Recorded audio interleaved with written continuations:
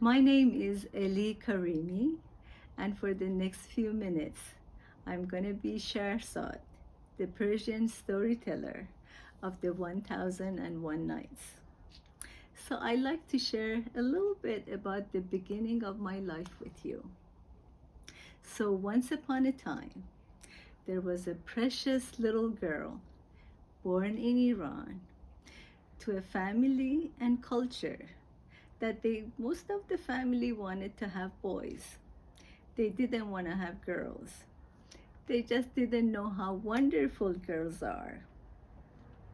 So she was born to a mother who was in sixth grade when she was given as a child bride.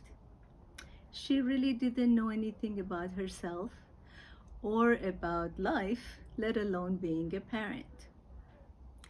The father was an army officer. He was much older, and the way he related to the universe was very much a military smile, like by force, and he demanded obedience from everyone. So the firstborn child's son, the crown prince, cried for 9 months constantly, according to the mother. She was exhausted. And if she had a choice, she wouldn't have another child. But she didn't have a choice. And when in a culture that women didn't work and were expected to be homemakers and mothers, she had to have other children. The father came from a very traditional and religious family, and he wanted boys. He didn't want girls. So this precious being was born into a complicated family environment.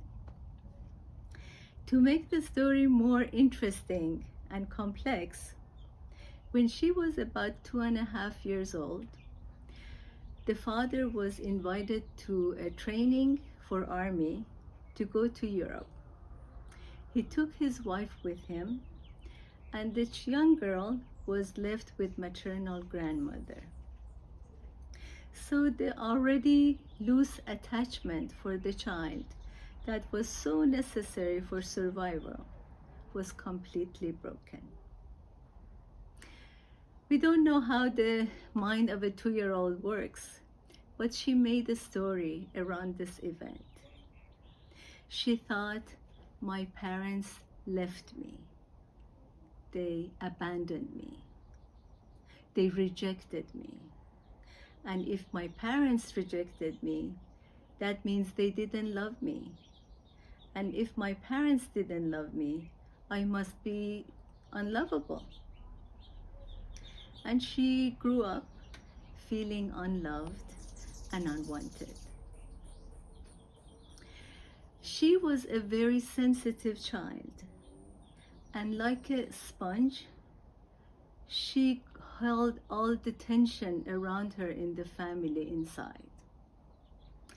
She was very lonely, and her environment was unsafe. However, the story is inspirational and has happy ending.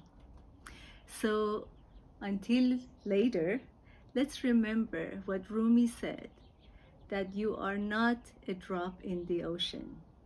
You are the ocean in the drop. Namaste.